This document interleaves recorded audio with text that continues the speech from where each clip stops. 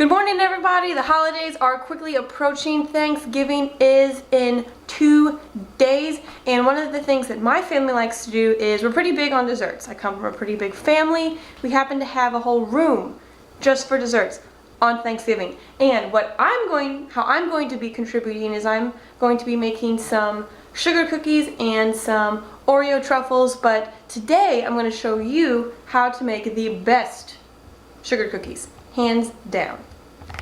We're going to start off by mixing all of the dry ingredients. This is a very helpful tip that you can do really with any kind of cookie or any cake, any baked product.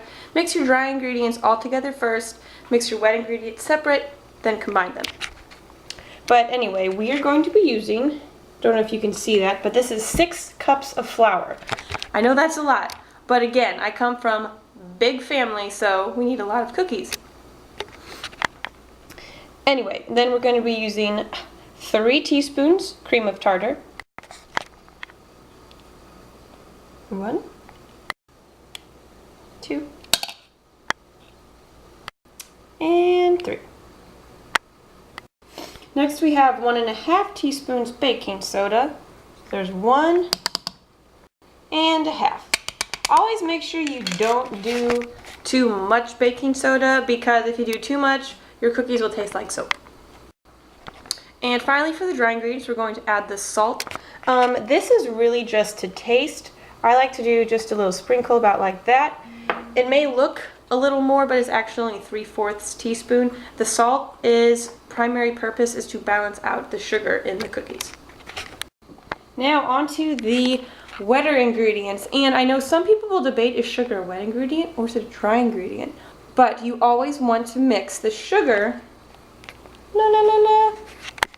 with the eggs before you add all of the dry. That's why sugar usually is included in the wet ingredients mix. For this recipe, we are going to be using 2 1/4 cup of sugar. Ah, yes. Ta-da. After that, we have 1 1/2 cup of shortening. The shortening can be debated on which kind you like the best. Some is called Crisco, some's called vegetable shortening. It's depend on the brand. Really, it's all the same thing. Only you do not want to use butter. Butter cannot be substituted for shortening. You will have a different tasting cookie. You're going to have a different texture. It's even going to be a different color. So if you really want to have good sugar cookies that are soft, that will last a while and won't get too crisp or flat, use shortening. See? Look at that color. So, just going to scrape this into the bowl. There we go. Then we're going to dump in our sugar. Again, that was 2 1/4 cup. Nice little splash of vanilla. We're going to do about 3 teaspoons. There's 1, 2, 3. Perfect. Dun da da da! Last, for our wet ingredients, we have 1, 2, 3, 4, 5, 6 eggs.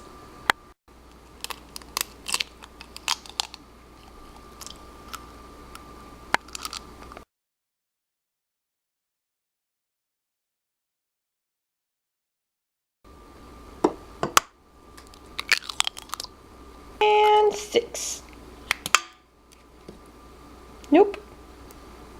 Now that we have all of our wet ingredients, I'm going to put down our mixer, lock it, make sure it's plugged in, and we're going to just turn it on between 1 and 2 for right at the beginning.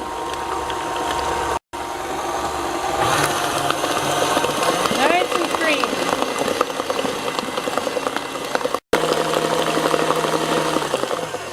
There we go. Once that is fully incorporated, we will move over to our dry ingredient, which I have mixed up, and slowly, unless you want flour all in your face, mix it.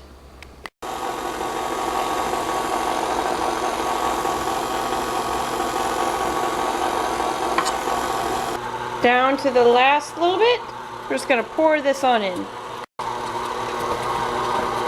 There we go. Whoop, little puff. And there you have it. Now we're going to let that get all incorporated. Then it's time for the fun part. Okay friends, Now we are ready for the best part of sugar cookies, rolling them out and cutting out your individual cookies. Since it is Thanksgiving, I'm going to be using pumpkins, turkeys, and little maple leaves. Those are going to be really cute. Pre-prep, mise en place, whenever you're doing any kind of cookie is very important because you don't want to start something and realize, oh shoot, I gotta go grab the flour, or I don't have a clear surface. It just makes it a lot easier if you get everything set up and then begin.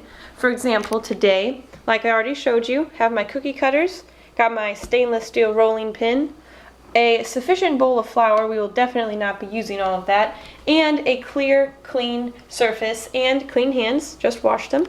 And oh, before I forget, before you start rolling, make sure you have a place to put your cookies after they've been cut. So I have my cookie sheets lined with parchment paper.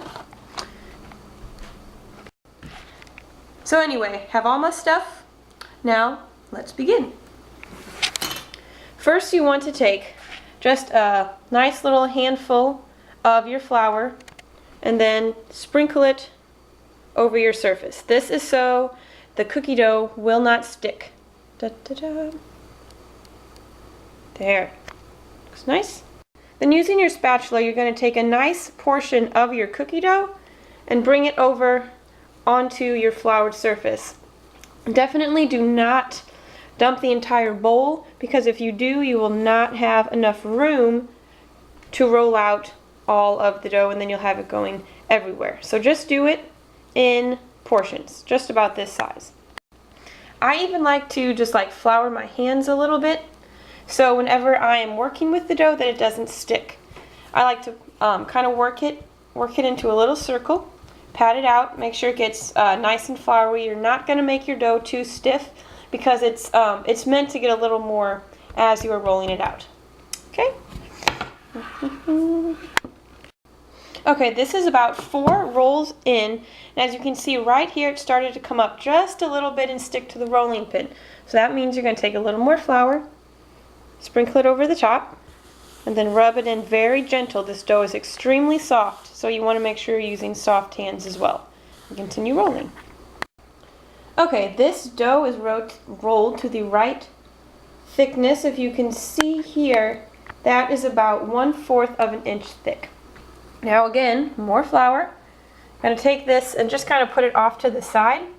Grab your first cookie cutter. I'm going to use the pumpkin. And get just the edges around. You do this so whenever you press it down into the dough, it's not going to stick. It will come out. Just give it a little bit of a wiggle. See? Perfect. Now we're going to do this all around this piece of dough. There you have it. I have all my pumpkins.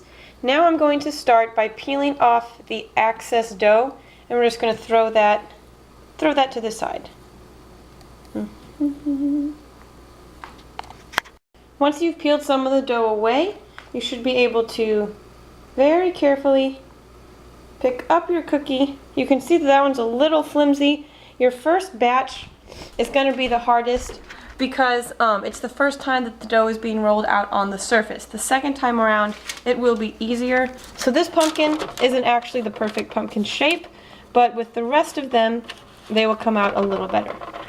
Alrighty, here's batch number 2 on the pumpkins. As you can see, these are all going to come off much better. We're just gonna, you slide just a little bit of your finger, and it should pop right up. See how well that pumpkin shape looks? I'm gonna bring it right over, set him next to his friend. Now I'm gonna fill up this entire pan with pumpkins. Whenever you move on to roll out another piece of your raw dough, you take all of the scraps. This was all of the scraps from the pumpkins over here, and I mashed them all together in a nice little ball and patted them out a little.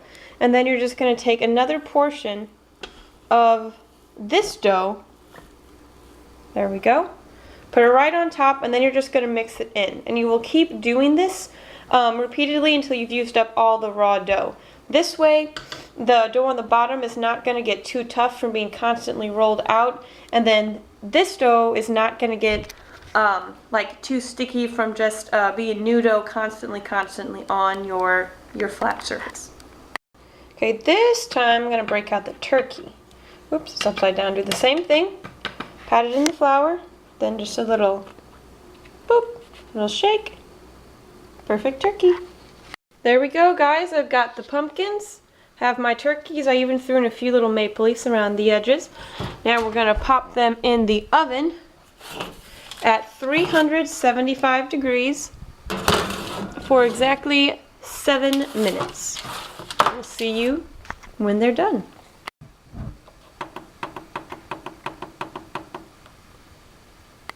Hey, hey, ovens beep. Time to get out the cookies.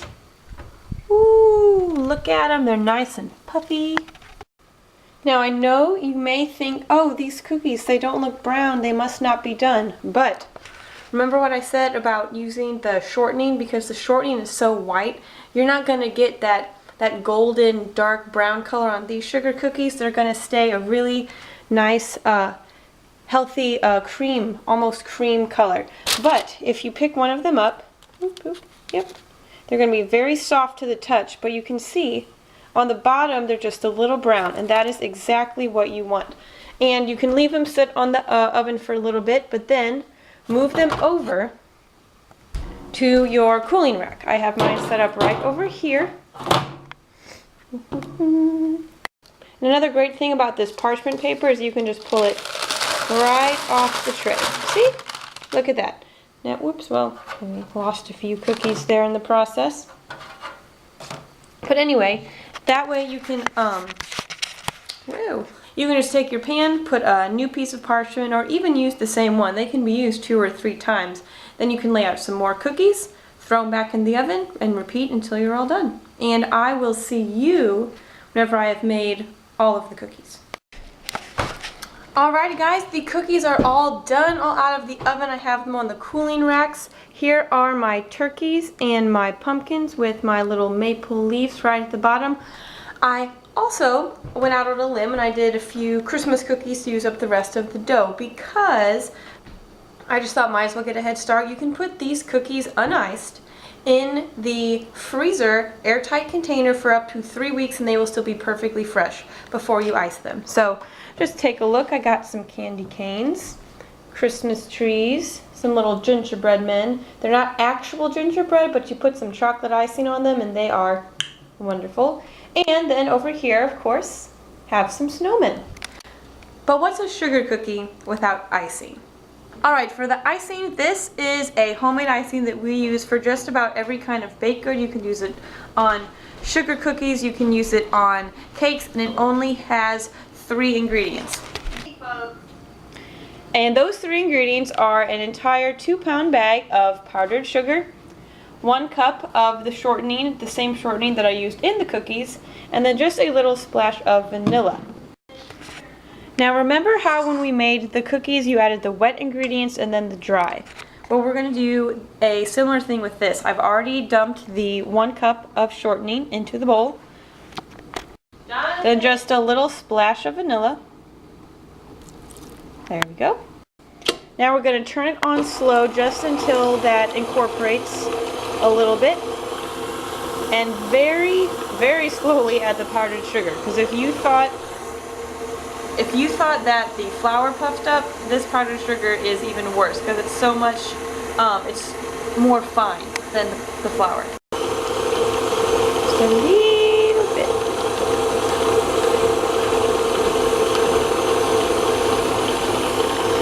Ooh.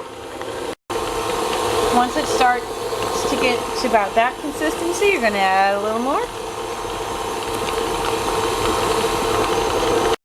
Also, I forgot to mention, you want to have about 1/4 cup of water on hand because you will slowly add that into your icing if you want it to be a little thinner, or if you want it to be more thick, then you would not do the water. But since I'm going to be doing cookies and I want it to be spread nice and thin over the top, I am going to add just a little bit of water to the icing. And there we have it. That is going to be a beautiful spread. And we're just going to color it. And we will start icing the cookies. Alright, all my cookies are iced. As you can see, I did some turkeys with a little chocolate chip for the eyes. I did some pumpkins and then a few maple leaves over here. I colored the chocolate icing with Hershey syrup and cocoa, and then the orange is just some orange food coloring. But hope you enjoyed this tutorial